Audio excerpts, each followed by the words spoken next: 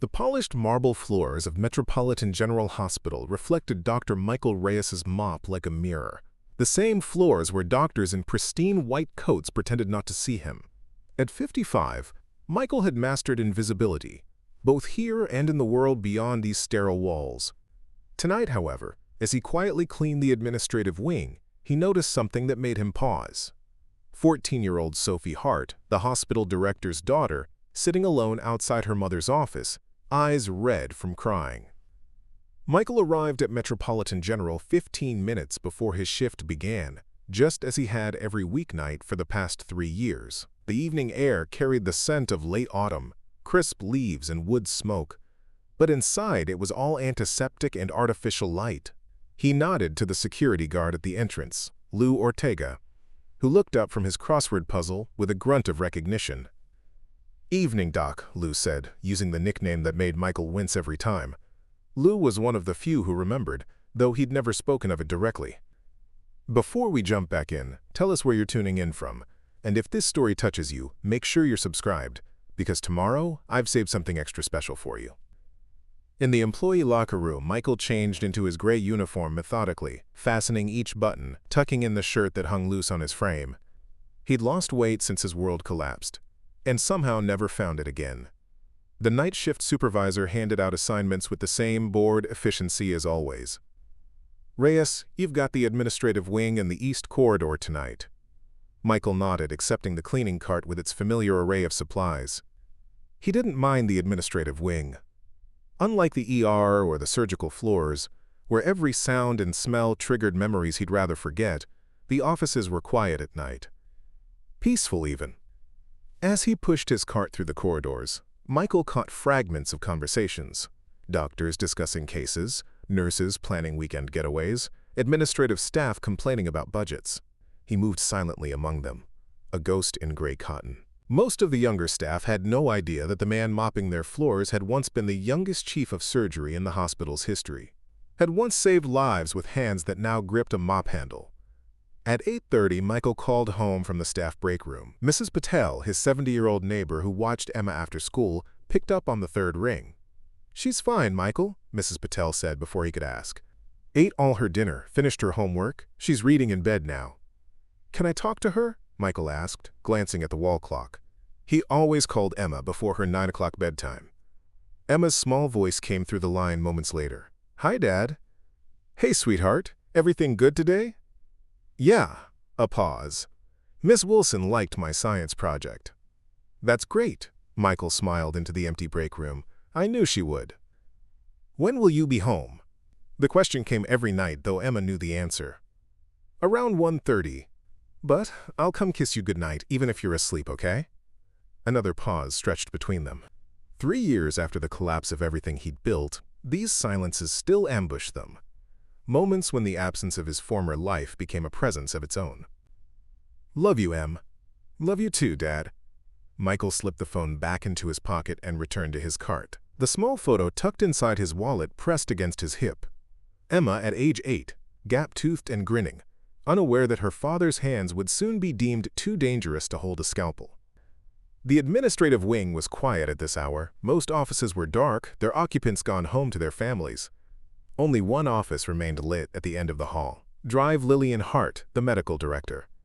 Michael had never spoken to her directly, but he knew her by reputation.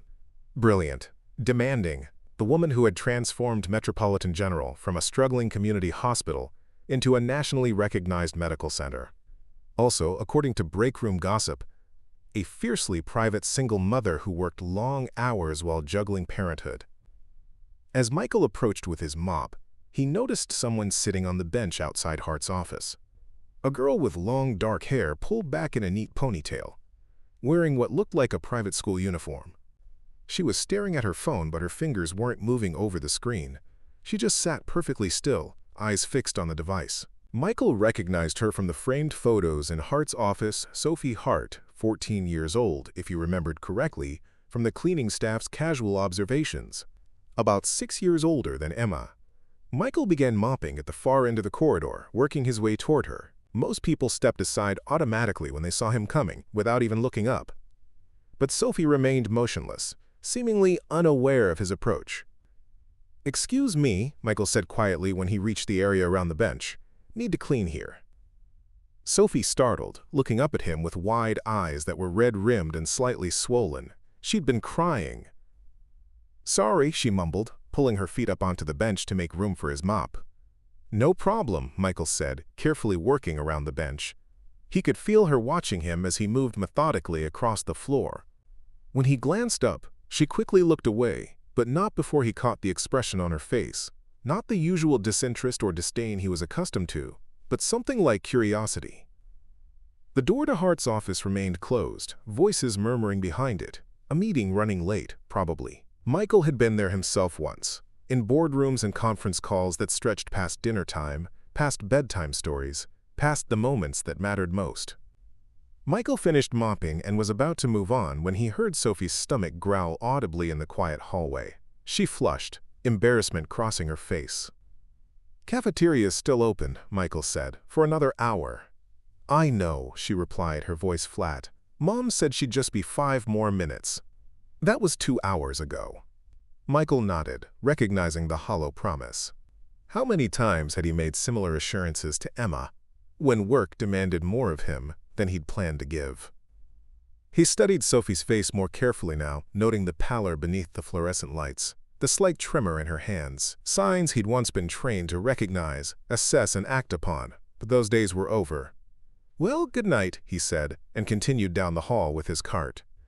Behind him, he heard her whisper, "Good night," so softly he almost missed it. As Michael rounded the corner, he found himself thinking about the girl on the bench, about the way she'd really looked at him, not through him, about the loneliness that seemed to radiate from her small frame like heat from a fever. He knew that loneliness, had felt it in the long nights after his medical license was revoked, after his wife packed her bags and left, after everything he'd built crumbled to dust. The kind of loneliness that came, not from being alone, but from being invisible to the people who should see you most clearly. Michael finished his rounds in the East Corridor, but his thoughts kept drifting back to Sophie Hart. Tomorrow night, he decided, he'd bring an extra sandwich from home, just in case she was waiting on that bench again. 2 nights later, Michael spotted Sophie in the same place, the bench outside her mother's office. But something was different. Where before she'd seemed sad but alert, tonight she appeared almost translucent under the harsh fluorescent lights. Her skin had taken on a grayish pallor, and even from a distance, Michael could see her hands trembling as she tried to hold her phone steady. He brought the sandwich, as promised to himself, peanut butter and jelly, wrapped in a paper napkin, tucked into his cart beside the cleaning supplies. It felt foolish now, this small gesture toward a girl who probably had access to the hospital's executive dining room. But something about her stillness, her obvious distress, made him want to reach out. Michael began his usual routine, mopping the far end of the corridor and working his way toward her. Tonight, she didn't acknowledge his presence at all. Her eyes were closed, her breathing shallow and rapid. "Sophie?" he said quietly as he approached. It was the first time he'd used her name aloud. Her eyes fluttered open, unfocused and glassy. "I'm fine," she whispered, though her voice sounded anything but fine. "When's the last time you ate something?" Michael asked, setting his mop aside. Every instinct he'd spent 3 years suppressing suddenly came roaring back to life. "I don't. This morning, maybe?" Sophie tried to push herself up from the bench. "I should go find." Her knees buckled. Michael lunged forward, catching her before she hit the polished marble floor.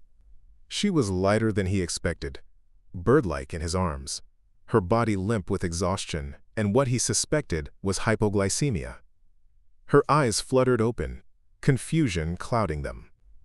"I need to get you to a doctor," Michael said, his heart pounding with a rhythm he hadn't felt in years, the urgent, focused beat of emergency medicine. "No," she protested weakly, "my mother is behind a closed door," Michael finished, already calculating the fastest route to the emergency department. "You need help now." He lifted Sophie carefully, noting her rapid pulse against his chest, the way her head lolled against his shoulder. As he carried her down the corridor, his mind automatically cataloged symptoms: pallor, tremor, altered consciousness, probable dehydration. The diagnostic process he'd thought was buried forever came flooding back with crystal clarity. Ellen Cho was the first person he encountered in the ER, a pediatric nurse he'd worked with years ago, back when he wore surgical scrubs instead of janitor's grays. Her eyes widened in recognition and confusion as he approached with Sophie in his arms. "Michael? What?" 14-year-old female, possible hypoglycemia, he said, slipping automatically into the crisp medical shorthand he'd once used dozens of times per shift. Hasn't eaten since this morning, showing signs of dehydration and exhaustion. Ellen stared at him for a moment, caught off guard by his sudden transformation from invisible janitor to take-charge medical professional. Then training kicked in, and she guided him to an empty examination room. "Get her on the gurney," Ellen said, pulling on gloves. "I'll get vitals and contact Dr. Peterson." Michael gently placed Sophie on the examination bed, adjusting the pillow beneath her head with practiced care. Her eyes opened again, clearer now but still frightened. "Where am I?" she asked. "The ER," Michael said, pulling a chair beside the bed. "You fainted. We're going to take care of you." "But my mom, she's in a meeting. She can't know She needs to know," Michael said firmly. "You collapsed, Sophie. That's not something you hide." Ellen returned with a blood pressure cuff and thermometer. As she worked, Michael found himself automatically monitoring Sophie's color, her breathing, the way her eyes tracked movement. His hands itched to check her pulse himself, to order blood work, to do something more than just sit and watch. "BP's low but not critical," Ellen murmured. "Temp's normal. When did you first notice her symptoms?" The question was directed at Michael, and he realized with a start that Ellen was treating him like a colleague, not a janitor who'd happened to carry in a sick child. "She appeared lethargic and pale about 10 minutes ago," he said carefully. "Complained of not eating since morning. Her hands were trembling, and she had difficulty maintaining consciousness." Ellen nodded, making notes. "I'll get her some juice and crackers while we wait for Dr. Peterson. Can you stay with her?" Michael glanced at Sophie, who was looking at him with an expression he couldn't quite read. "If that's okay with you," he said to her. She nodded, then surprised him by asking, "How did you know what to do? You're not, you work here, but you're not a doctor, right?" The question hung in the air between them like a challenge. Michael felt Ellen's curious gaze on him, remembered the way she'd accepted his medical assessment without question. 3 years of carefully constructed invisibility threatened to crumble in a single moment. Michael began, then stopped. "How did you explain to a 14-year-old that you'd once been the youngest chief of surgery in the hospital's history? That you'd saved hundreds of lives before losing the one that mattered most? That you'd traded your scrubs for janitor's grays because you couldn't bear to leave the place that had both made and destroyed you?" "I know a little about medicine," he said finally, "enough to recognize when someone needs help." Sophie studied his face with surprising intensity. "You knew exactly what to tell the nurse, like you'd done it before." "Smart girl. Too smart, maybe." Before Michael could respond, the examination room door burst open. Dr. Lillian Hart stood in the doorway, her usually perfect composure shattered. Her hair was disheveled, her blazer wrinkled, and her eyes were wide with the kind of panic that only a parent could know. "Sophie!" She rushed to the bedside, her gaze sweeping over her daughter with clinical precision before settling on Michael with confusion and something that might have been suspicion. "What happened? Who are you?" "Mom, this is Michael," Sophie said, her voice stronger now. "He's the one who—" "I'm the night janitor," Michael said quietly, standing and stepping back from the bed. "I found Sophie in the hallway. She collapsed."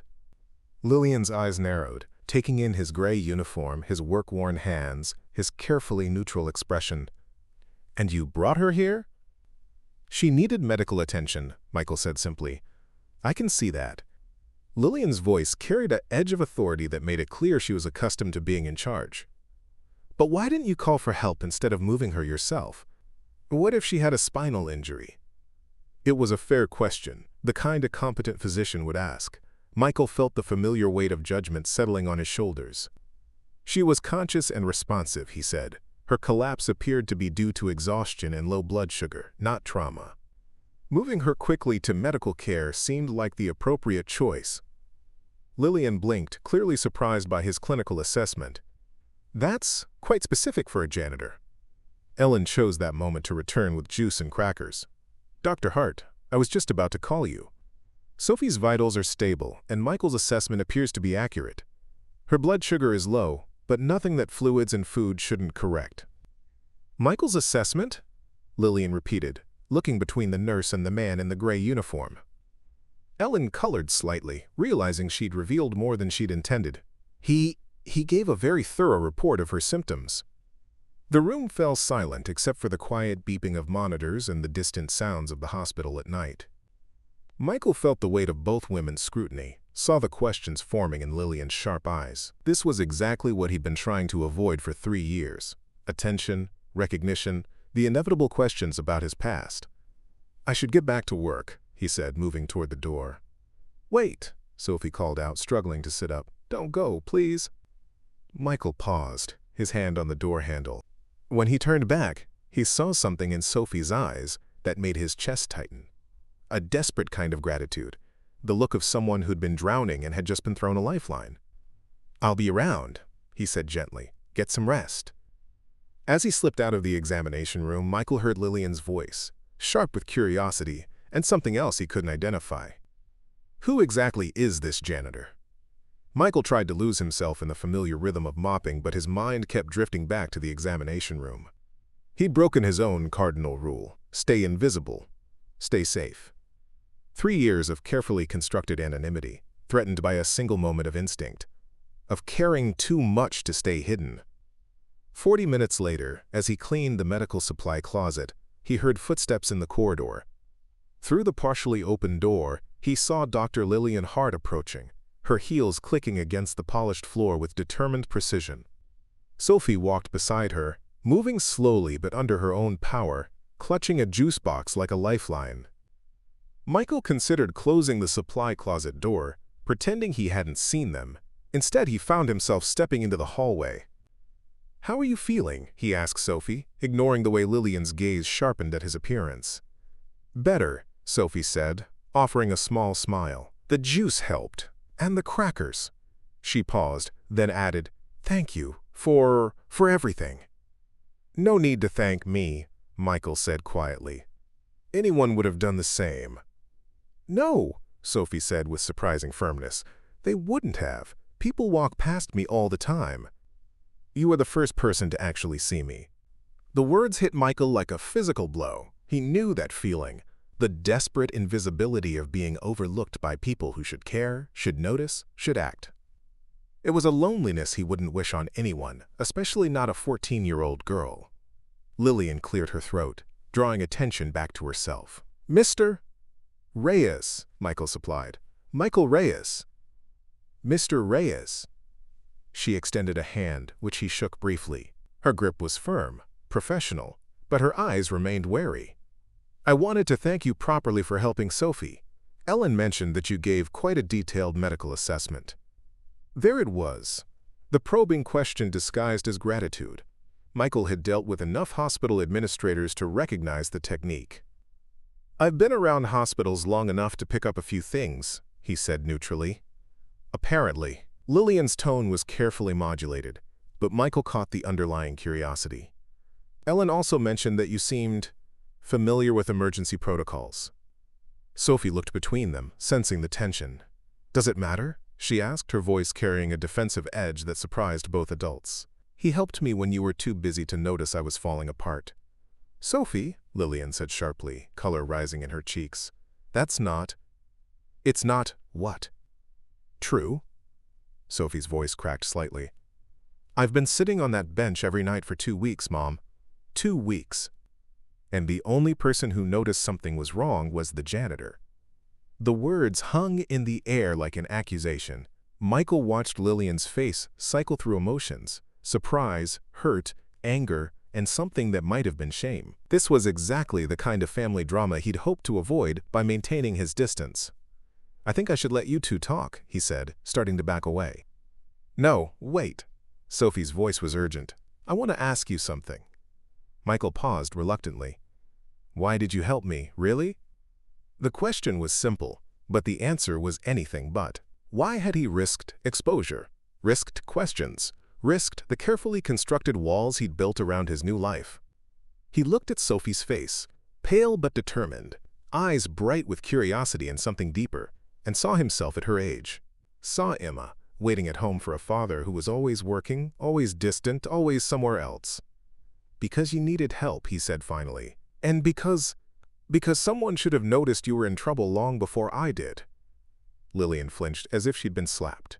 Mr. Reyes, I don't think you understand the complexities of being a single parent trying to balance a demanding career? Michael interrupted, his voice gentle but firm.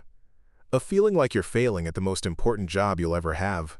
Of lying awake at night wondering if your child knows how much you love them, even when your actions suggest otherwise.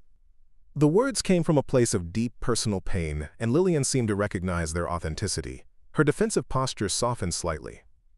How do you, she began, then stopped.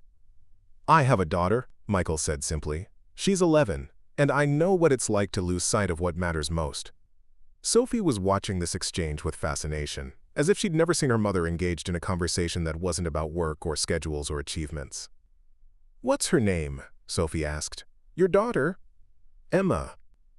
The name came out softer than Michael intended, carrying all the love and regret he felt whenever he thought about the time he'd lost, the evenings missed, the bedtime stories left unread. Does she know where you work? Sophie's question was innocent, but Michael felt its impact like a scalpel. She knows I work at the hospital, he said carefully. She doesn't know all the details. What details? Lillian asked, her curiosity clearly piqued. Before Michael could answer or deflect, Ellen Cho appeared at the end of the hallway, walking toward them with purpose. Dr. Hart, Ellen called out. I wanted to follow up on Sophie's discharge instructions. She slowed as she approached the group, nodding at Michael. And Michael, I wanted to ask you something. Michael felt his stomach drop. Ellen had worked with him during his surgeon days. If she said the wrong thing now. I was telling my colleague about your assessment of Sophie's condition, Ellen continued, seemingly oblivious to the tension. She mentioned that your diagnostic skills seemed quite advanced for... She paused, seeming to realize the delicacy of the situation. For a janitor, Michael finished for her. Ellen looked uncomfortable. I didn't mean to imply. It's fine, Michael said, though it wasn't. I should get back to work. Wait, Lillian said, stepping closer. Ellen, what exactly did Mr. Reyes say about Sophie's condition? Ellen glanced at Michael, who gave an almost imperceptible shake of his head. He gave a very thorough report, Ellen said diplomatically. Very professional. Professional how? Lillian pressed. Michael could see the conversation spiraling toward revelations he wasn't ready to make. 3 years of careful anonymity balanced on the edge of Ellen's next words. Mom, can we go home now? Sophie interrupted, exhaustion evident in her voice. I'm really tired. Lillian looked at her daughter, then back at Michael, clearly torn between maternal concern and professional curiosity. Of course, she said finally. We'll discuss discharge instructions with Ellen. As they moved toward the nurse's station, Sophie looked back at Michael. Preparing and narrating this story took us a lot of time, so if you are enjoying it, subscribe to our channel. It means a lot to us. Now back to the story. Will you be here tomorrow night? She asked. The question was simple, but loaded with meaning. Michael understood that she was asking for more than his presence. She was asking for consistency, for someone who would notice if she needed help, for the kind of attention she wasn't getting elsewhere. I'll be here, he said. Sophie smiled, the first genuine smile he'd seen from her, and allowed her mother to guide her away. Michael watched them go, acutely aware that something fundamental had shifted. His invisible existence had been compromised, possibly irreparably. But as he thought about Sophie's smile, about the desperate gratitude in her eyes, he found he couldn't quite regret it. Ellen approached him as the Hart women disappeared around the corner. You know she's going to figure it out eventually, Ellen said quietly. Dr. Hart, I mean. She's too smart and too curious to let this go. Michael nodded grimly. I know. Maybe it's time, Ellen suggested gently. You can't hide forever, Michael. And after what I saw tonight, you haven't lost it. The instincts, the skills. You're still a doctor, whether you want to admit it or not. I'm a janitor, Michael said firmly. That's all I am now. Ellen studied his face for a long moment. If you say so. But that girl needs someone who sees her, who understands what she's going through. And like it or not, you've already started caring about her. She was right, and they both knew it. As Michael returned to his cleaning cart, He realized that his carefully constructed world of invisibility and self-imposed exile was beginning to crumble. And despite the fear that thought inspired, part of him, the part that had spent 3 years in exile, felt something he hadn't experienced in a long time. Hope. The next evening, Michael arrived at work, carrying 2 sandwiches wrapped in brown paper. He'd made them during his lunch break at home, carefully cutting the crusts off the way Emma preferred, though he wasn't entirely sure why he thought Sophie might have the same preference. The gesture felt simultaneously natural and terrifying, a small act of care that threatened to pull him further out of the shadows he'd inhabited for 3 years. Sophie was waiting on her usual bench when he arrived at the administrative wing, but tonight she looked up as he approached. Her color was better, and she held herself with more alertness than he'd seen since their first encounter. "You came back," she said, and there was something in her voice that made Michael's chest tighten. Relief, maybe, or gratitude that someone had kept their word.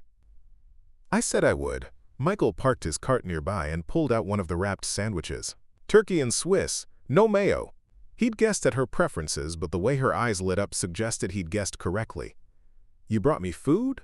Sophie unwrapped the sandwich with careful reverence, as if it were something precious rather than simple sustenance. "Why?" "Because you collapsed from not eating," Michael said practically, though they both knew it was more than that. "And because sitting in a hospital corridor for hours isn't exactly conducive to remembering basic human needs." Sophie took a bite and closed her eyes momentarily. "This is really good. Better than anything from the cafeteria." "My daughter helped pick the bread," Michael found himself saying. "She has strong opinions about sandwich construction." "Emma, right?" Sophie's memory surprised him. "What's she like?" Michael paused in his mopping, considering how to describe Emma to someone who lived in a world so different from theirs. "She's 11, brilliant, loves dragons and science fiction. She builds elaborate Lego cities and then creates disaster scenarios to test their structural integrity." He smiled despite himself. "She wants to be an architect someday. Says she's going to design buildings that can withstand anything. Earthquakes, hurricanes, alien invasions." "Alien invasions," Sophie laughed, the sound bright and unexpected in the sterile corridor. "That's incredibly practical planning." "That's what I told her." Michael resumed mopping but kept talking. "What about you? What do you want to do someday?" Sophie grew quiet, finishing her sandwich in thoughtful bites. "I used to want to be a doctor," she said finally. "Like my mom. But lately," she gestured vaguely at the closed office door behind her, "I don't know if I want a life where work always comes first." The observation was astute and painful, carrying the weight of a child who'd learned too early that love and presence weren't always the same thing. "There are different ways to practice medicine," Michael said carefully, "different ways to help people." "Is that what you do? Help people?" Sophie's question was innocent, but Michael felt its deeper current. She was probing, trying to understand why a janitor spoke like someone who understood medical terminology, why he'd known exactly what to do when she collapsed. "I try to," he said, which was true enough. "My mom asked Ellen about you today," Sophie said, watching his reaction. "Ellen said you used to work in a different department." Michael's hand stilled on the mop handle. "Did she?" "She didn't say which department." Sophie's voice carried a note of curiosity that reminded Michael uncomfortably of her mother's sharp intelligence. "But she got this weird look when my mom pressed for details, like she was keeping a secret." This was dangerous territory. Michael had known that helping Sophie would draw attention, but he'd underestimated how quickly that attention would turn to investigation. Dr. Lillian Hart hadn't reached her position by ignoring details that didn't add up. "People move between departments all the time," he said neutrally. "Hospital work is hospital work." Sophie studied his face with an intensity that made him want to look away. "You're not going to tell me, are you, about before?" "There's nothing to tell," Michael lied, hating the way the words felt in his mouth. "Okay." Sophie's acceptance surprised him. "But can I ask you something else?" Michael nodded, though he was beginning to understand that Sophie's questions had a way of cutting straight to the heart of things he'd rather leave buried. "Do you think my mom loves me?" The question came out quietly, almost whispered, as if saying it too loudly might make the answer too real to bear. Michael stopped mopping entirely, turning to face her fully. "Why would you ask that?" "She's always working, always in meetings. Even when she's home, She's on the phone or answering emails or thinking about hospital business. Sophie's voice was steady, but Michael could see the pain beneath the composure. Sometimes I feel like I'm just another item on her to-do list. Pick up dry cleaning, review budget proposals, check on Sophie. The words echoed with Michael's own guilt, his own failures as a parent. How many times had he treated Emma's needs as interruptions rather than priorities? How many moments had he missed while chasing achievements that felt meaningless now? Your mother works in a job where people's lives depend on her decisions, Michael said carefully. Sometimes that makes it hard to turn off, to separate work from everything else. Is that an excuse or an explanation? Sophie's question was sharp, showing a maturity that shouldn't have been necessary at 14. Michael considered his answer carefully. Maybe both. And maybe that's the problem. They fell into comfortable silence, broken only by the distant sounds of the hospital at night. Monitors beeping, nurses' soft conversations, the elevator's gentle chimes. Michael resumed his cleaning, working his way around Sophie's bench with practiced efficiency. "Can I ask you about Emma?" Sophie said eventually. "What about her? Does she know you love her, even when you're working?" The question hit harder than Michael expected. "I hope so. I try to make sure she knows." "How?" Michael thought about his nightly phone calls, the way he always kissed Emma goodnight even when she was asleep, the small rituals they developed to stay connected despite his unconventional schedule. "Little things," he said, "consistent things, making sure she knows she can count on me even when everything else feels uncertain." "That sounds nice," Sophie said wistfully. "Your mother just brought you juice and crackers when you were sick," Michael pointed out. "She dropped everything to come to the ER. Only because Ellen called her. If it had been up to me," Sophie trailed off. "You wouldn't have told her?" "She would have been angry that I interrupted her meeting." Sophie's voice carried the weight of experience. "She would have made it about my poor judgment rather than about whether I was okay." Michael recognized the dynamic, the way grief and work could become armor against dealing with emotions too complicated to process. He'd done the same thing after his world collapsed, throwing himself into the simple, mindless routine of night shift cleaning rather than confronting the wreckage of his former life. "Sometimes when people are scared of losing something," he said slowly, "they push it away before it can hurt them. It doesn't make it right, but it might explain some things." "Is that what happened to you?" Sophie asked. "Did you push people away?" The question caught Michael off guard with its directness. He found himself thinking about his ex-wife, about the way his guilt and shame had made him impossible to live with, about the friends and colleagues he'd avoided rather than face their pity or judgment. "Yes," he admitted, "I did. Do you regret it?" Michael thought about Emma, about the time they'd lost while he wallowed in self-recrimination, about the relationships he'd abandoned rather than risk being vulnerable. "Every day," he said quietly. Sophie nodded as if this confirmed something she'd suspected. "Maybe my mom regrets things too. She just doesn't know how to fix them." "Maybe," Michael agreed, struck by the girl's capacity for empathy despite her own pain. "Change is hard, especially when you're not sure how to start." "Is that why you're still here?" Sophie asked. "Cleaning floors instead of whatever you used to do." Michael's hands tightened on the mop handle. She was too smart, too perceptive. Another few conversations like this, and she'd pieced together more than he was ready to share. "I'm here because this is where I need to be," he said, which was true in ways he couldn't fully explain. Sophie seemed to accept this non-answer, though Michael could see her filing it away with all the other pieces of his puzzle she was collecting. "Will you bring another sandwich tomorrow?" she asked as he prepared to move on to the next section of corridor. "If you're going to be here." "I'll be here." She paused, then added, "Thank you, Michael, for the food and for talking to me like I'm a real person." As Michael pushed his cart down the hallway, he found himself thinking about Sophie's question, whether her mother loved her. The answer seemed obvious to him, but he understood why it wasn't obvious to her.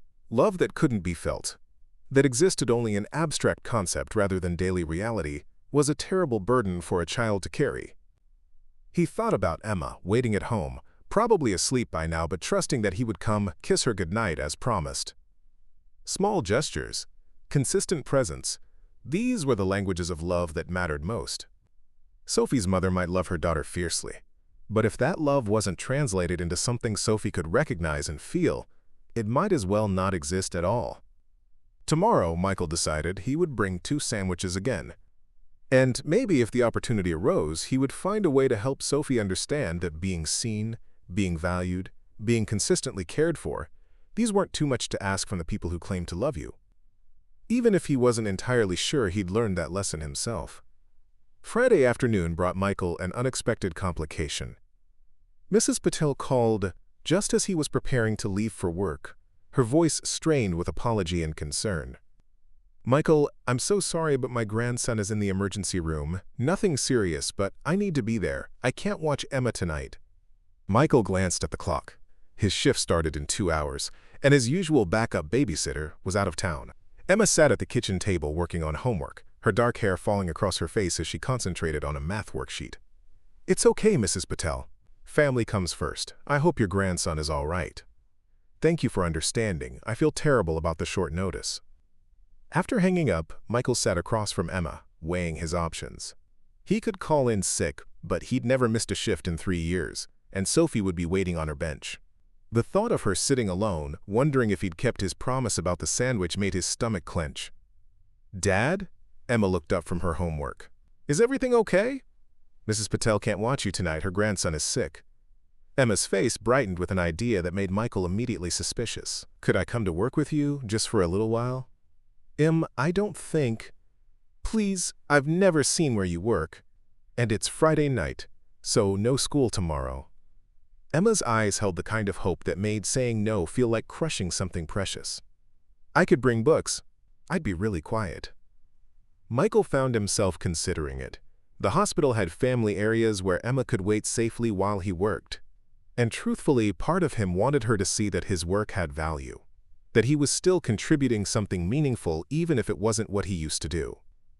"Just for a few hours," he said finally, "and you stay exactly where I tell you to stay." Emma's whoop of excitement was worth the anxiety gnawing at his chest. 2 hours later, they walked through the hospital's main entrance together. Emma's eyes were wide as she took in the bustling lobby, the serious-faced medical professionals, the sense of controlled urgency that permeated the air. "It's bigger than I thought," she said, slipping her hand into his. Lou Ortega looked up from his security desk with surprise. "Evening, Doc. Who's this?" "My daughter, Emma. She's visiting for a few hours." Lou's face broke into a rare smile. "Well, hey there, Emma. Your dad's one of the good ones around here." Emma beamed at this endorsement, and Michael felt a flush of pride he hadn't expected. In the family waiting area near the administrative wing, Michael settled Emma at a table with her books and art supplies. "I'll be cleaning just down that hallway," he pointed. "If you need anything at all, you come find me. Don't wander around on your own." "I promise," Emma said, already pulling out her sketch pad. "Can I draw the hospital?" "Sure, sweetheart. Just stay put." Michael had been working for about an hour when he heard voices from the family area. Emma's bright chatter mixed with a more reserved but interested response. He found Emma sitting across from Sophie, both girls bent over a large piece of paper. "Dad?" Emma looked up as he approached. "This is Sophie. She's helping me design a dragon castle." Sophie glanced up with a slightly embarrassed smile. "I hope it's okay. I saw her drawing and, well, the architectural principles for dragon defense are pretty specific." Michael looked at the papers spread between them. What had started as Emma's typical enthusiastic but chaotic drawing had been transformed into something remarkably sophisticated. Sophie had added careful architectural details, buttresses and defensive towers, structural supports, and strategic sightlines. "Dragons are much larger than people assume," Sophie was explaining to Emma with complete seriousness. "So the scale has to account for both the size of the creature and the thermal requirements for flame production." Emma nodded sagely as if this were the most natural conversation in the world. "And the treasure storage needs proper ventilation," she added. "Gold gets musty in closed spaces." "Exactly." Sophie's smile was genuine now, unguarded in a way Michael had never seen before. "You two seem to have this well in hand," Michael said, charmed by their easy collaboration. "Sophie knows about building things," Emma informed him. "She wants to be an architect too. We're going to design a whole dragon city." "Just a neighborhood," Sophie corrected, but her eyes were bright with enthusiasm, with proper zoning laws. Michael was about to respond when he heard the sharp click of heels on marble. Dr. Lillian Hart rounded the corner, her expression shifting from professional concern to confusion as she took in the scene. Her daughter sitting with a young girl she didn't recognize, both of them looking happier than Sophie had in weeks. "Hellos. Sophie, there you are. I've been looking for—" Lillian's words died as she noticed Michael standing nearby. "Mr. Reyes, I didn't expect to see you during regular hours." "Mrs. Patel couldn't watch Emma tonight," Michael explained. "I brought her with me for a few hours." Lillian's gaze moved between the girls, taking in their obvious friendship, the elaborate drawing spread between them, the way Sophie's usual guardedness had completely disappeared. "And you are?" she asked Emma directly. "Emma Reyes," Emma replied politely, standing as she'd been taught when meeting adults. "Are you Sophie's mom?" "She told me about the dragon thermodynamics. That's really smart." "Dragon thermodynamics," Lillian repeated slowly, a slight smile tugging at her lips despite her obvious confusion about the situation. "It's about flame production and castle defense," Sophie explained, her enthusiasm dimming slightly as her mother's professional demeanor reasserted itself in the family space. "I see." Lillian looked at the drawing more carefully, and Michael watched her expression shift as she recognized the sophisticated architectural elements. "This is quite detailed work." "Sophie did most of the technical stuff," Emma said generously. "I just drew the basic dragon shapes. She's really good at building design." "She is," Lillian agreed, but there was something wistful in her voice, as if she were seeing a side of her daughter she'd forgotten existed. "Can Emma come back tomorrow?" Sophie asked suddenly, then caught herself. "I mean, if she wants to, we could finish the Dragon City." Emma looked at Michael hopefully. "Can I, Dad?" Michael found himself caught between Sophie's eager face, Emma's pleading eyes, and Lillian's unreadable expression. "We'll see," he said diplomatically. "That usually means no," Emma informed Sophie with the wisdom of experience. "Not always," Sophie replied. "Sometimes it means ask me again when there aren't other adults around to complicate things." Both girls looked at their respective parents with expressions that suggested they understood the complexities of adult decision-making far better than they should have needed to. "Sophie," Lillian said carefully, "perhaps you could show Emma the family lounge while Mr. Reyes and I discuss the arrangements." It wasn't really a suggestion, and both girls recognized it as such. They gathered up their art supplies with the resigned efficiency of children accustomed to being dismissed when adults needed to talk. "We'll be right back," Sophie told Emma. "The lounge has better colored pencils anyway." Once the girls were out of earshot, Lillian turned to Michael with an expression he couldn't quite read. "I've never seen Sophie that animated with another child," she said quietly. "She's usually quite reserved in social situations." "Emma has that effect on people," Michael said. "She sees the world as full of possibilities instead of problems." "And where did she learn that perspective?" The question held a note of something, curiosity perhaps, or envy. "From her mother, mostly," Michael said, surprising himself with the honesty. "Rebecca had this way of finding magic in ordinary things. Emma inherited that gift." "Had?" Lillian's voice was gentle. "Cancer, 3 years ago." The words still felt like stones in Michael's throat. Emma was 8. Lillian's expression softened with understanding and what might have been sympathy. "I'm sorry. That must have been devastating." It was. Michael watched through the doorway as Emma and Sophie bent over a fresh piece of paper, already deep in conversation about their next architectural project. "But Emma, she's resilient, stronger than I am most days." "And you've been raising her alone since then?" "With help from neighbors and friends. Mrs. Patel has been a godsend." Michael paused, then asked, "Sophie mentioned her father isn't around." "He died when she was 6. Heart attack, completely sudden." Lillian's voice was clinical, controlled. "Sophie barely remembers him." They stood in comfortable silence for a moment, watching their daughters collaborate with the easy intimacy of children who'd found kindred spirits. "Sophie doesn't usually connect with other children this easily," Lillian said eventually. "Most of her classmates are intense, academic pressure, competitive parents. Sophie finds it overwhelming." "Emma goes to public school," Michael said. "Different world, different pressures." "Perhaps that's exactly what Sophie needs. Lillian murmured, then seemed to catch herself. Not that there's anything wrong with academic excellence, of course. Of course not. But there's something to be said for balance. Lillian looked at him sharply, as if hearing an implied criticism. Balance is a luxury when you're responsible for an institution that serves thousands of patients. I wasn't criticizing, Michael said mildly. Just observing that children need different things than adults do. And what do you think children need? The question carried a challenge, but also genuine curiosity. Michael watched Emma patiently explain something to Sophie, their heads bent together over their drawing. To be seen, to be heard, to know that they matter more than the work, more than the achievements, more than anything else. The words landed with more force than he'd intended, and he saw Lillian flinch slightly. That's easier to say than to do, she said quietly. Most important things are. Before Lillian could respond, both girls came running back, their excitement barely contained. We designed a whole transportation system, Emma announced. Dragons for long distances, but smaller creatures for local travel. And proper environmental impact assessments, Sophie added. You can't just build infrastructure without considering the ecological consequences. Environmental impact assessments, Lillian repeated, looking at her daughter with something approaching awe. It was Sophie's idea, Emma said loyally. She thinks about everything.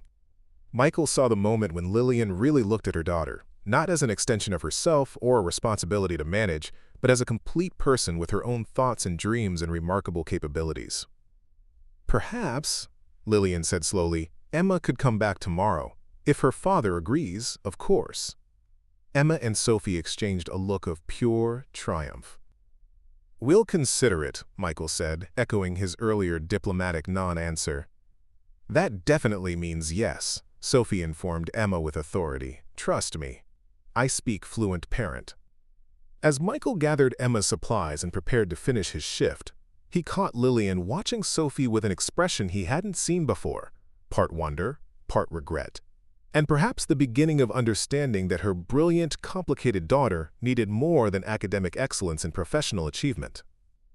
She needed to be seen, to be known, to be valued for who she was rather than who she might become. It was a lesson Michael had learned the hard way, and one he suspected Lillian was just beginning to understand. Monday evening brought rain that drummed against the hospital windows with relentless persistence.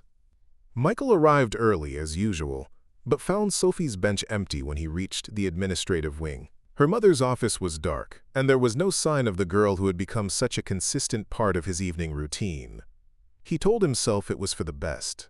The growing friendship between Emma and Sophie, the increasing attention from Dr. Hart, the way his carefully constructed anonymity was unraveling thread by thread, all of it was becoming complicated in ways that made him profoundly uncomfortable. Maybe Sophie's absence tonight was the universe offering him an opportunity to step back, to return to the invisible existence that had served him well for 3 years. But as he worked his way through the corridor, methodically mopping floors that gleamed under the fluorescent lights, Michael couldn't shake the feeling that something was wrong. Sophie had been excited about continuing her Dragon City project with Emma. She'd specifically asked if Emma would be back tonight. Her absence felt deliberate, forced, wrong. He was cleaning the supply closet near the pediatric wing when he heard it, a sound so soft he almost missed it over the hum of the hospital's ventilation system. A catch of breath, barely audible, coming from inside the closet. Michael paused, listening. There it was again, the unmistakable sound of someone trying not to cry. He knocked gently on the partially closed door. "Hello? Is someone in there?" Silence, then a barely whispered, "Go away." Michael recognized the voice immediately. "Sophie, what are you doing in here?" "Please, just go away." Her voice was thick with tears, muffled as if she'd pressed her face against her knees. Michael glanced down the empty corridor, then pushed the door open wider. Sophie sat huddled in the corner behind shelves of medical supplies, her school uniform wrinkled, her face red and blotchy from crying. She looked up at him with the kind of raw misery that made his chest physically ache. "What happened?" he asked, stepping into the small space and closing the door behind him. "Nothing. Everything. I don't know." Sophie wiped her nose with the back of her hand, a gesture so young and vulnerable it reminded Michael that for all her intelligence and maturity, she was still just 14 years old. Michael grabbed a box of tissues from one of the shelves and sat down across from her, his back against the opposite wall. The space was cramped, intimate in a way that seemed to encourage honesty. "Tell me," he said simply. Sophie took a shaky breath. "I heard my mom on the phone today. She was talking to someone about boarding schools. Prestigious ones. She had brochures spread all over her desk." Michael felt his stomach drop. "Did you ask her about it?" "I tried to, but she just gave me this look. You know, the one that says, 'Not now, Sophie, I'm dealing with important things.'" Sophie's voice cracked. "So I listened outside her office during her next call." "What did you hear?" "She was talking to Dr. Peterson about how I need more structure and academic challenge, how the local schools aren't sufficient for someone with my potential." Sophie's laugh was bitter, too old for her age. "She wants to send me away because I'm not meeting her standards." Michael studied Sophie's face, noting the way her breathing had become rapid and shallow, the tremor in her hands. "Are you having trouble breathing?" Sophie nodded, pressing a hand to her chest. "It feels like there's not enough air." "Okay." Michael's voice shifted into the calm, authoritative tone he'd once used in emergency situations. "I want you to breathe with me. In for 4 counts, hold for 4, out for 4. Can you do that?" He demonstrated the technique, and Sophie tried to follow, her breathing gradually slowing as they worked through several cycles together. "Better?" he asked when her color improved. "A little." Sophie leaned her head back against the wall. "How did you know to do that?" "Panic attacks are more common than people think," Michael said carefully. "The breathing technique helps reset your nervous system." Sophie studied his face with that unsettling perceptiveness he'd come to associate with her. "You always know exactly what to do. It's like you've dealt with this stuff before." "I've dealt with a lot of things," Michael said, which was true if not specific. They sat in comfortable silence for a few minutes, listening to the distant sounds of the hospital around them. Finally, Sophie spoke again. "She doesn't want me around anymore. All those late meetings, all the times she's too busy to talk. She's been planning this, looking for a way to get rid of me without feeling guilty about it." "Sophie, I don't think—" "You don't know her like I do." Sophie's voice was fierce, defensive. "She's always been better at her job than at being my mom. Now she's found a way to outsource that too." Michael thought about his conversation with Lillian the previous Friday, about the way she'd watched Sophie with Emma, not with irritation or impatience, but with something closer to wonder. "What if you're wrong?" he asked quietly. "What if the boarding school conversation isn't about getting rid of you, but about giving you opportunities she thinks you need?" "Same result either way," Sophie said bitterly. "I get sent away." "Not necessarily." Michael chose his words carefully. "Sometimes parents make decisions based on what they think is best, without really understanding what their children actually need."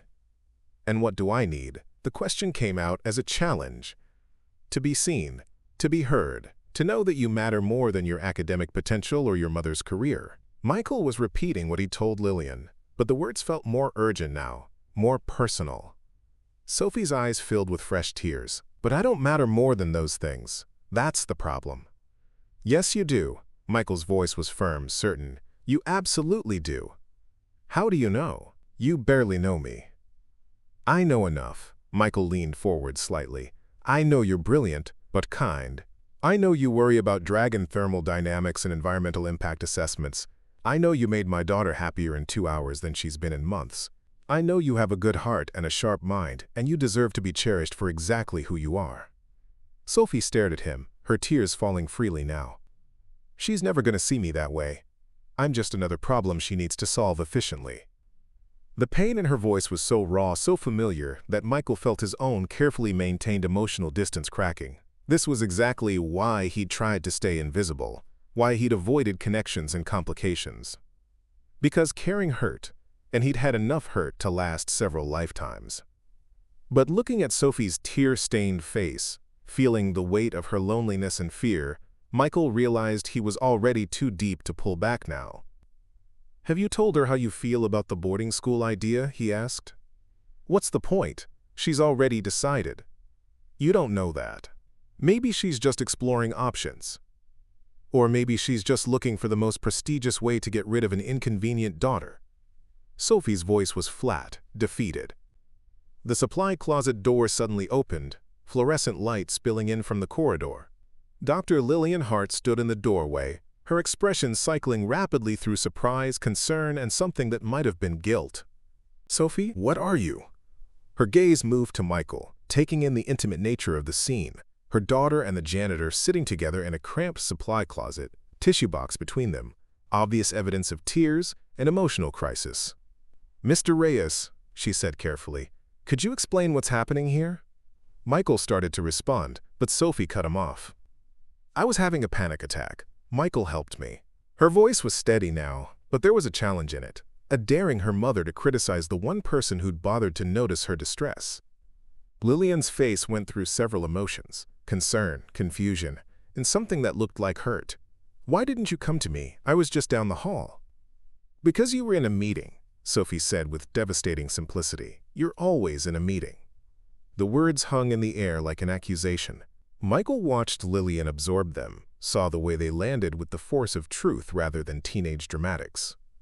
"Sophie, that's not," Lillian began, then stopped. "Because it was fair, and they all knew it." "I heard you on the phone today," Sophie continued, her voice gaining strength, "about boarding schools. About how I need more structure and academic challenge." Lillian's face went pale. "You were listening to a private conversation." "I was trying to understand why my own mother is planning to send me away without even talking to me about it first." Michael felt the tension in the small space ratchet up several degrees. This was exactly the kind of family confrontation he'd spent 3 years avoiding, the emotional complexity that threatened to drag him back into a world where he might care too much, risk too much, lose too much. But Sophie was looking at him with desperate eyes, silently pleading for him not to abandon her to face this alone. "Perhaps," Michael said quietly, "this conversation would be better continued somewhere more private." "Yes," Lillian agreed quickly, clearly uncomfortable with the public nature of their family drama. "Sophie, we should go to my office." "No," Sophie said firmly. "I want Michael to stay." Lillian's eyebrows shot up. "Mr. Reyes is not part of this family discussion. He's the only one who actually listens to me." Sophie's voice cracked slightly. "He's the only one who sees me as a person instead of a problem to be solved." The words hit Lillian like a physical blow. Michael watched her face cycle through several emotions: shock, hurt, anger, and finally something that looked like recognition. "That's not fair, Sophie," Lillian said quietly. "Isn't it?" Sophie stood up, her small frame somehow commanding in the cramped space. "When's the last time you asked me what I wanted? When's the last time you noticed I was struggling without me having to collapse first?" Michael found himself thinking about his own failures as a parent, about the times he'd been too caught up in his own pain to see Emma's needs clearly. The conversation was becoming too intimate, too painful, but he couldn't bring himself to leave Sophie to navigate it alone. "I think," he said carefully, "that you both love each other very much, but you're not very good at showing it in ways the other person can understand." Both Hart women looked at him with surprise, as if they'd forgotten he was there. "It's not about loving less," Michael continued. "It's about loving differently. And sometimes those differences make it hard to connect, even when you desperately want to." Lillian studied his face with the same intensity Sophie often showed. "You sound like you speak from experience." Michael thought about Emma, about the months after Rebecca's death when he'd been so buried in his own grief that he'd almost missed Emma's completely different way of processing loss. About the conversations they'd had to learn to have, the new language of love they'd had to develop together. "I do," he said simply. Sophie was looking between them with something that might have been hope. "Mom, I don't want to go to boarding school. I want to stay here, with you. Even if you're always working." Lillian's composure finally cracked. "The boarding school conversation wasn't about getting rid of you, Sophie. It was about giving you opportunities I thought you needed. But I should have talked to you first. I should have asked what you wanted." "I want you to notice me without me having to end up in the ER first," Sophie said quietly. "I want to matter more than your meetings. You do matter more." Lillian's voice was thick with unshed tears. "You matter more than anything. I don't know how to show you that without neglecting everything else." Michael looked at both of them, mother and daughter, loving each other across a chasm of misunderstanding and hurt, and realized that his careful anonymity was officially over. Whatever happened next, he was involved now, committed to helping them find their way back to each other. even if it meant risking everything he'd built to protect himself from exactly this kind of emotional complexity. "Maybe," he said quietly, "we could figure that out together." The conversation that followed in Lillian's office stretched into the late evening hours, punctuated by silences that felt heavy with years of unspoken truths. Sophie had curled herself into the leather chair by the window, her knees drawn up defensively, while Michael sat rigidly across from Lillian's imposing mahogany desk. The fluorescent lights hummed overhead, casting everything in harsh clinical brightness that made emotions feel both too raw and somehow unreal. "I need to understand something," Lillian began, her voice carefully measured. "Sophie has been asking questions about you for weeks. Direct questions about your background, your medical knowledge, why you seem to know exactly what to do in crisis situations." Michael felt his stomach clench. He'd known this moment was inevitable from the night he'd carried Sophie to the ER, but knowing hadn't made it easier to face. "What kind of questions?" he asked, though he suspected he already knew. "Whether you used to be a doctor, whether something happened to make you stop practicing medicine, whether you're hiding something that would explain why a janitor talks like someone who spent years in operating rooms." Lillian's gaze was steady, professional, but not unkind. "She's 14 and brilliant, Michael. She notices things that most adults miss." Sophie spoke up from her chair, her voice quiet but determined. "I Googled you." Michael's blood went cold. 3 years of carefully constructed anonymity threatened to crumble in a single moment. Dr. Michael Reyes, former chief of cardiac surgery at Metropolitan General Hospital, youngest department head in the hospital's history, pioneered 3 different surgical techniques for pediatric heart repair. Sophie's recitation was clinical, factual, but her eyes held something softer.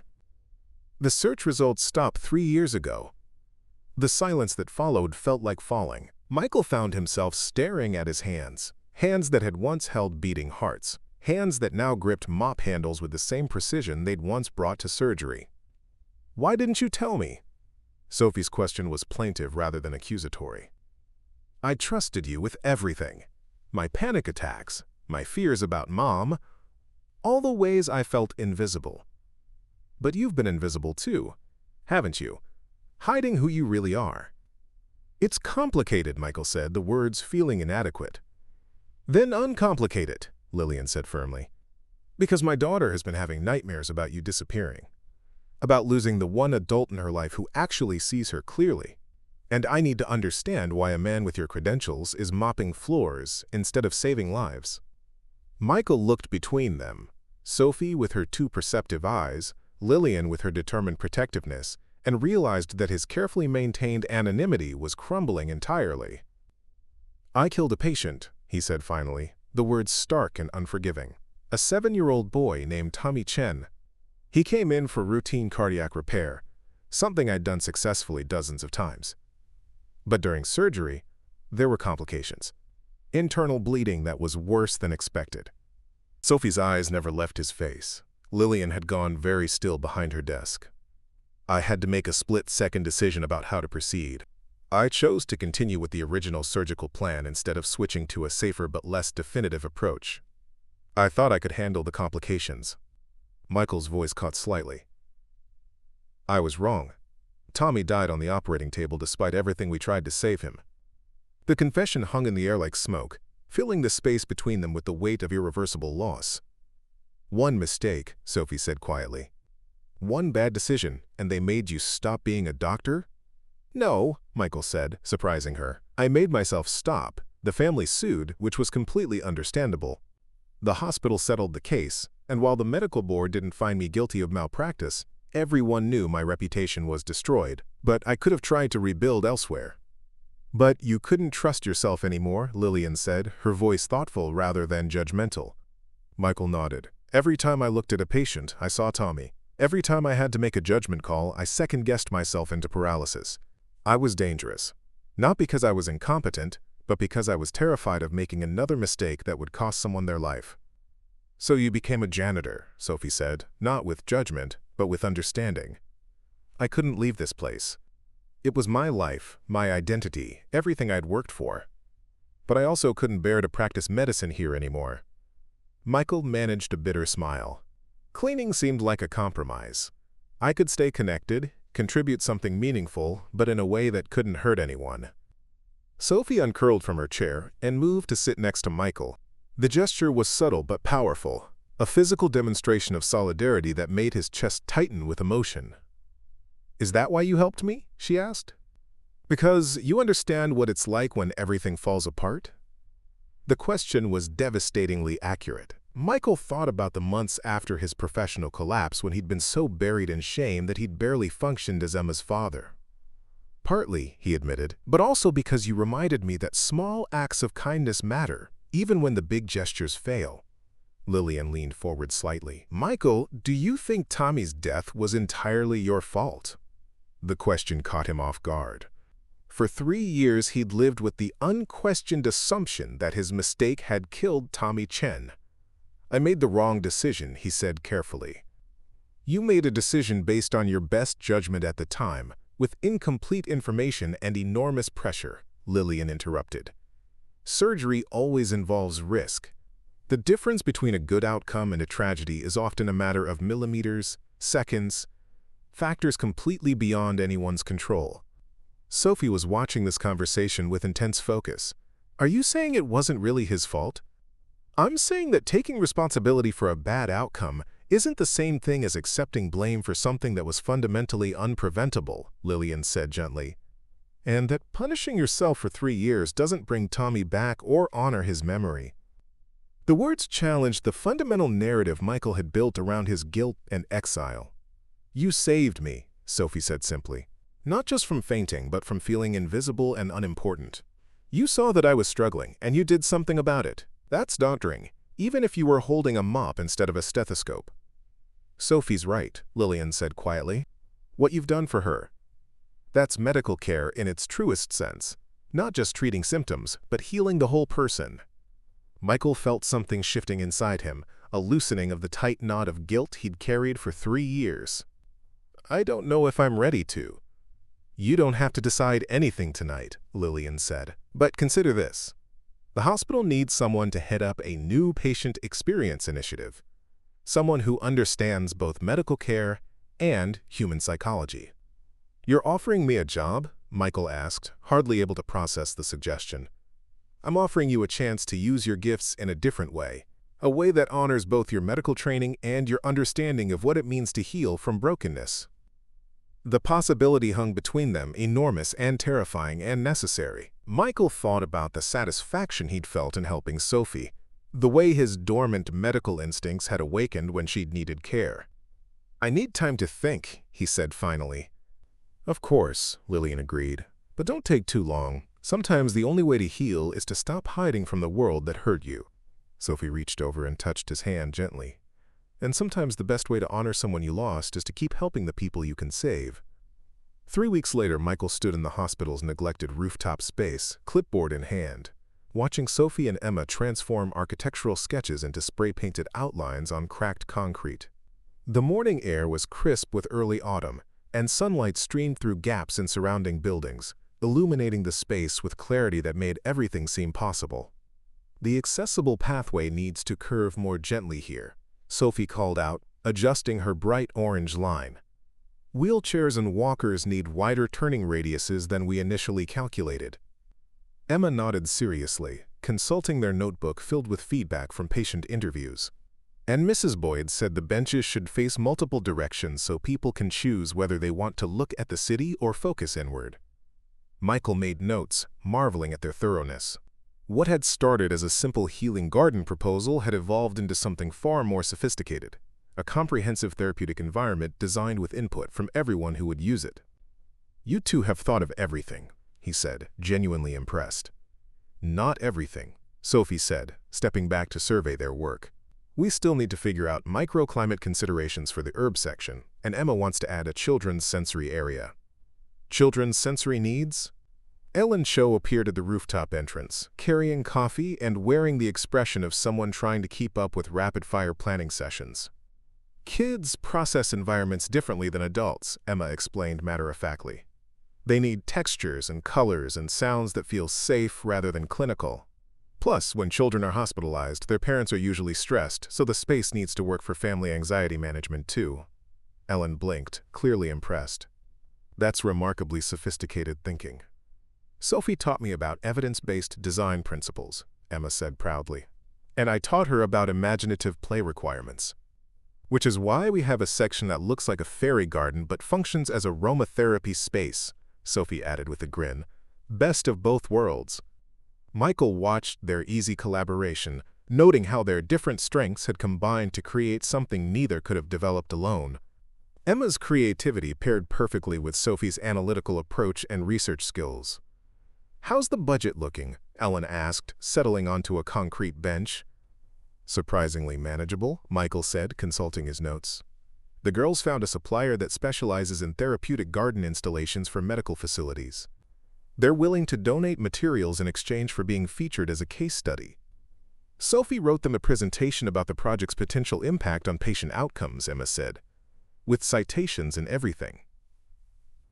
"You wrote a presentation?" Ellen asked Sophie, who flushed with pleased embarrassment. Emma helped with visual design, and Michael checked my medical terminology. Sophie glanced at Michael with easy affection. "It's amazing how much more convincing arguments sound when you actually understand what you're talking about." Since accepting Lillian's offer to head the Patient Experience Initiative, Michael had been surprised by how naturally his clinical knowledge had re-emerged, how satisfying it felt to apply medical understanding to non-surgical problems. "Speaking of which," Ellen said with a sly smile, "word around the hospital is that Dr. Hart has been asking detailed questions about your background, Michael." "What kind of questions?" Emma asked with direct curiosity. Ellen glanced at Michael, clearly wondering how much to reveal. "Let's just say she's been doing homework about your qualifications and experience." "Good," Sophie said firmly. "Someone should recognize that he's been wasted as a janitor." "Those are valuable skills," Ellen agreed. "And from what I hear, Dr. Hart is planning to make sure they're properly utilized." Before Michael could ask what she meant, the rooftop door opened and Lillian emerged, looking professional but relaxed. She carried a tablet and wore focused determination that Michael had learned usually preceded significant announcements. "Perfect timing," she said, surveying painted outlines and scattered planning materials. "I wanted to update everyone on the administrative side." "Good news or complicated news?" Sophie asked, looking up from her herb garden measurements. "Excellent news," Lillian said with a smile. "The hospital board approved the full budget, including expansion requests you submitted last week. They were particularly impressed by your supplier presentation." Sophie beamed with obvious pride. "Does that mean we can include the children's sensory area and family meditation space?" "It means you can include everything on your increasingly ambitious wish list," Lillian said with loving amusement. The board was convinced this project could serve as a model for other medical facilities. Emma and Sophie exchanged triumphant looks, their excitement infectious enough to make Michael grin, despite his usual caution. "There's more," Lillian continued, shifting attention to Michael. "The board also approved expanding the patient experience position. They want to create a whole department focused on non-clinical aspects of healing, therapeutic environments, family support programs, staff training, and compassionate care." Michael felt his pulse quicken. "And they want me to head it?" "They want you to develop it from the ground up. Complete autonomy to design programs, hire staff, set priorities." Lillian's voice carried pride that made Michael's chest tighten. "Essentially, they're giving you the opportunity to reinvent what patient care looks like beyond medical treatment." "That's incredible," Ellen said, impressed. "How did you convince them?" "I didn't have to convince them of anything," Lillian said. "Michael's work speaks for itself. Patient satisfaction scores in areas where he's been involved have improved dramatically. Family feedback specifically mentions feeling heard and supported in unprecedented ways." Sophie was watching with growing excitement. "So you're going to be a doctor again? Just not a surgeon?"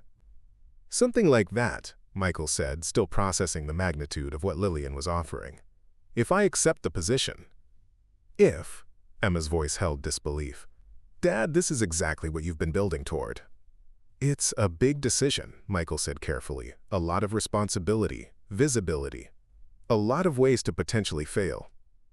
Sophie stood from the herb garden outline and dusted off her hands with deliberate precision. "Can I tell you something?" "Always," Michael said. 3 months ago, I was having panic attacks in supply closets because nobody saw me as a real person. Now, I'm designing therapeutic environments and giving presentations to hospital boards." Sophie's voice was steady, confident. You know what made the difference? What? Someone who understood healing took time to really see me. Someone who'd been broken himself and learned how to put pieces back together differently. Sophie met his eyes directly. That's what you'll be doing for other people. Not just treating medical problems, but helping them feel human in a place that can be dehumanizing. The observation was so precise that Michael felt something shift inside him, a loosening of fear that had held him back. She's right, Lillian said quietly. What you've done for Sophie, for our family, that's exactly the kind of healing this hospital needs. And you won't be doing it alone, Emma added pragmatically. You'll have a whole department, plus me and Sophie as consultants. We've already discussed it, Sophie said seriously. Youth Advisory Board for Patient Experience Initiatives, we have insights about what actually helps people that most adults miss. Michael looked around the rooftop, at painted outlines that would soon become living plants, at careful planning that would transform neglected space into healing sanctuary, at two remarkable girls who'd helped him remember that growth was possible in unlikely circumstances. Okay, he said, decision crystallizing with surprising clarity, I'll take the position. Sophie and Emma cheered simultaneously, their excitement so pure that even Lillian laughed. Excellent, Lillian said, pulling out her tablet. We'll need to discuss timeline, staffing, budget parameters. Later, Sophie interrupted, grabbing Emma's hand. Right now, we need to celebrate by planting the first therapeutic lavender. We don't have plants yet, Emma pointed out. Then we'll celebrate by planning where therapeutic lavender will go, Sophie said with determination. And by making a list of all the ways this garden will help people feel better. As the girls settled into renewed planning, Michael found himself standing beside Lillian at the rooftop's edge, looking out over the city below. Thank you, he said quietly.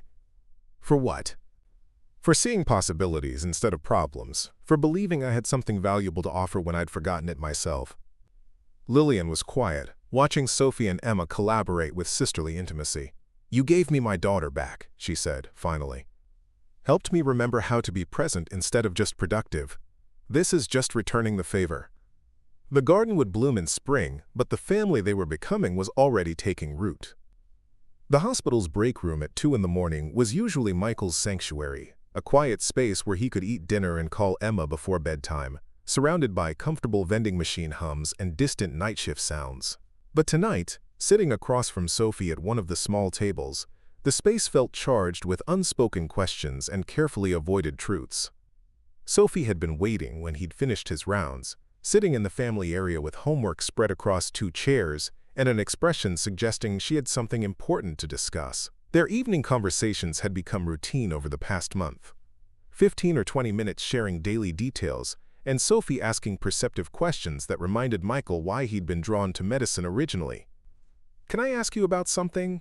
Sophie said, closing her chemistry textbook with deliberate precision. Always, Michael replied, though something in her tone made him brace for difficulty. Emma told me something interesting today, about why you became a janitor. Sophie's voice was careful, neutral in a way that suggested she was approaching sensitive territory. She said you used to be a surgeon, but something happened that made you stop practicing medicine. Michael felt his stomach clench. He'd been dreading this moment since Emma and Sophie had become friends, knowing that eventually his daughter's casual honesty would collide with his carefully maintained privacy. Emma sometimes shares more information than she should, he said carefully. She wasn't gossiping, Sophie said quickly. She was trying to explain why you always know exactly what to do when someone is hurt or scared. She said you have doctor instincts, even though you're not a doctor anymore. The phrase doctor instincts hit unexpectedly hard. It was exactly what Rebecca used to say when he'd diagnose her headaches before she'd mentioned them, or insist on taking Emma to urgent care for what turned out to be strep throat, despite minimal symptoms. Sophie, this is complicated. I know it's complicated, Sophie interrupted, her voice carrying determined authority that reminded Michael powerfully of her mother. I've been watching you for weeks. The way you talk about medical procedures, how you assess symptoms, the fact that every nurse treats you like a colleague instead of cleaning staff. Michael studied her face, noting the flush of excitement that always appeared when Sophie was closing in on a puzzle she'd been working to solve. I Googled you, she said simply. The words hit like a physical blow. Michael felt careful walls he'd built around his identity beginning to crumble, exposing him to scrutiny he'd spent 3 years avoiding. Dr. Michael Reyes, cardiac surgery, youngest department head in hospital history. Sophie's recitation was factual but not unkind. Pioneered new techniques for pediatric heart repair. Published extensively in surgical journals. All the search results stopped 3 years ago. The silence that followed was deafening. Michael found himself staring at his hands, hands that had once held beating hearts, that had saved lives and ended one, that now gripped mop handles with the same precision they'd once brought to surgery. "Why didn't you tell me?" Sophie's question was plaintive rather than accusatory. "I told you everything, about my panic attacks, about feeling invisible, about being scared Mom was going to send me away. But you've been hiding who you really are this whole time." "It's not that simple," Michael said, though the words felt inadequate. "Then make it simple," Sophie said, with startling directness. "Tell me what happened. Tell me why a cardiac surgeon is mopping floors in the same hospital where he used to save people's lives." Michael looked at Sophie's face, earnest, intelligent, unafraid of difficult truths, and realized she deserved honesty. She trusted him with her vulnerabilities. The least he could do was reciprocate. "I made a mistake during surgery," he said finally. "A 7-year-old boy named Tommy Chen died because of a decision I made." Sophie's eyes widened, but she didn't flinch from the brutality of the statement. "What kind of mistake?" "Tommy had a congenital heart defect requiring surgical repair. It was a procedure I'd done dozens of times successfully.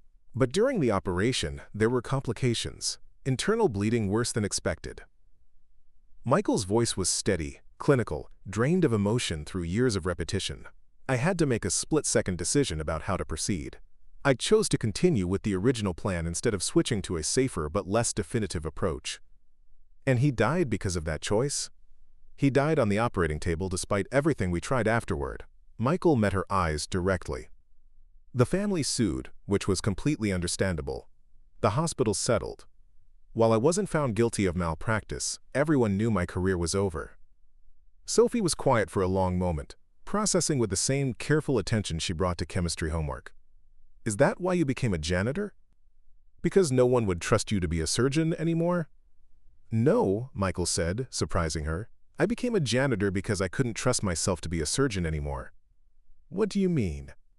Michael thought about the months after Tommy's death, shaking hands whenever he'd tried to hold a scalpel, nightmares that plagued him when he'd considered returning to surgery, crushing doubt that made every medical decision feel potentially catastrophic. "After Tommy died, I couldn't make medical decisions without second-guessing myself into paralysis. Every time I looked at a patient, I saw his face. Every time I had to choose between treatment options, I was terrified of making another mistake that would cost someone their life." Michael's voice was quiet but steady. "I was dangerous, not because I was incompetent, but because I was too scared to act decisively." "So you quit being a doctor entirely?" "I couldn't practice surgery anymore, but I also couldn't leave this place. It was my life, my identity, everything I'd worked toward since college." Michael managed a bitter smile. Janitorial work seemed like a compromise. "I could stay connected, contribute something meaningful, but in a way that couldn't hurt anyone." Sophie leaned forward, her expression intense. "But you've been helping people all along. You helped me. You help patients and families every night. That's still doctoring, even if you're not in an operating room." "It's not the same thing," Michael said. "Why not?" Sophie's question was direct, challenging. "You saw that I was in medical distress and knew exactly how to help. You've been giving comfort and support to scared people for 3 years. How is that not medicine?" The question caught Michael off guard with its simple logic. He'd been so focused on what he couldn't do anymore that he'd failed to recognize the value of what he had been doing. "I suppose it is a kind of medicine," he said slowly. "It's the most important kind," Sophie said with conviction. "Anyone can learn technical procedures. Not everyone knows how to help people feel human in a place that can be really dehumanizing." Before Michael could respond, the break room door opened and Lillian appeared, looking tired but determined. She carried a tablet and wore the focused expression that usually preceded important conversations. "I thought I might find you here," she said, settling beside Sophie. "I wanted to talk to both of you about something." "About the garden project?" Sophie asked hopefully. About Michael's background, Lillian said directly. About why a cardiac surgeon is working as a janitor in the same hospital where he once headed a department. Michael felt his pulse spike. How did you? I'm the medical director, Michael. I review personnel files, insurance claims, legal settlements. Lillian's voice was matter-of-fact rather than accusatory. I've known who you are since the night you brought Sophie to the ER. The question is why you've been hiding it. Sophie looked between them with growing understanding. You knew, this whole time you knew he used to be a surgeon? I knew about his medical background and the lawsuit. What I didn't know was why he chose to stay here in a position so far beneath his qualifications. Lillian's gaze moved to Michael. I've been trying to understand whether you're here because you have nowhere else to go, or because you're running from something. Maybe both, Michael said quietly. And what have you learned? Michael thought about the past few months, his growing connection with Sophie, satisfaction in small acts of care, the way his medical knowledge had begun to feel like a gift rather than burden. That healing doesn't always require surgery, he said finally. That sometimes the most important medical intervention is just seeing people clearly and responding to what they actually need. That's exactly what I hoped you'd say, Lillian said with a smile that held both warmth and professional determination. Because I have a proposition. The hospital board has approved funding for a new position, Director of Patient Experience, someone who can bridge the gap between clinical care and human support. Michael stared at her, hardly able to process the suggestion. You want me to leave janitorial work? I want you to use your medical training and understanding of what patients actually need to create programs that support healing in all its forms. Lillian leaned forward. Family support initiatives, staff training in compassionate care, therapeutic environment design. Everything you've been doing informally, but with authority and resources to do it systematically. Sophie was watching with growing excitement. You mean he could be a doctor again, just not a surgeon? He could be the kind of doctor this hospital has needed for years, Lillian said. Someone who understands that medical care is about more than treating symptoms. Michael felt something shifting inside him, a loosening of guilt and limitation he'd carried for 3 years, recognition that his value as a healer extended beyond surgical skills.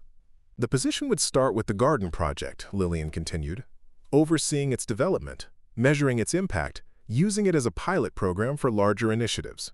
Michael looked between them, Sophie with her bright hope, Lillian with her determined confidence, and realized they were offering him something he'd thought was lost forever, the chance to practice medicine in service of healing rather than just treatment. I'll take it, he said, the decision crystallizing with surprising clarity. Sophie's face broke into a transformative grin. Really? Really, Michael confirmed, feeling lighter than he had in years. It's time to stop hiding from who I used to be and start becoming who I'm meant to be now. Lillian reached over and squeezed his hand gently. Welcome back to medicine, Dr. Reyes. I think you're going to change everything. As they walked out together, Sophie already planning youth advisory initiatives, Lillian discussing implementation timelines, Michael realized he wasn't just accepting a new job. He was accepting the possibility that his story wasn't over, that failure could be transformed into wisdom, and that sometimes the most important healing happened in quiet moments when one human being truly saw another. The ghost in the corridors was finally ready to step back into the light. 6 months later, Michael stood in the hospital's rooftop garden watching Emma and Sophie add finishing touches to the sensory herb section they'd insisted on expanding beyond all original specifications. The space had transformed beyond his wildest imagination. What had once been barren concrete was now a thriving testament to the healing power of beauty, nature, and careful attention. The official dedication ceremony was scheduled for next week, with media coverage and remarks from the hospital board, but tonight was just for them, the small group of people who had poured their hearts into making the garden a reality. The rosemary is already attracting bees, Sophie called out, her voice bright with satisfaction. 3 different patients asked about the smell wafting through their windows yesterday. And Mrs. Boyd specifically requested a wheelchair so she could come up here for afternoon tea, Emma added, adjusting a lavender plant. She says it's better than any medicine they've given her. Michael smiled, thinking about Mrs. Boyd's declaration that the garden made her feel like a person instead of a patient. It was exactly the response they'd hoped for when they'd started this project. Lillian emerged from the stairwell carrying champagne and wearing the relaxed expression that had become her default since she'd started leaving work at reasonable hours. Lou Ortega and Ellen Cho followed behind her, both grinning at the transformation around them. "Ready for the unofficial celebration?" Lillian asked. "Ready," Sophie said, brushing dirt from her hands as she and Emma joined the group.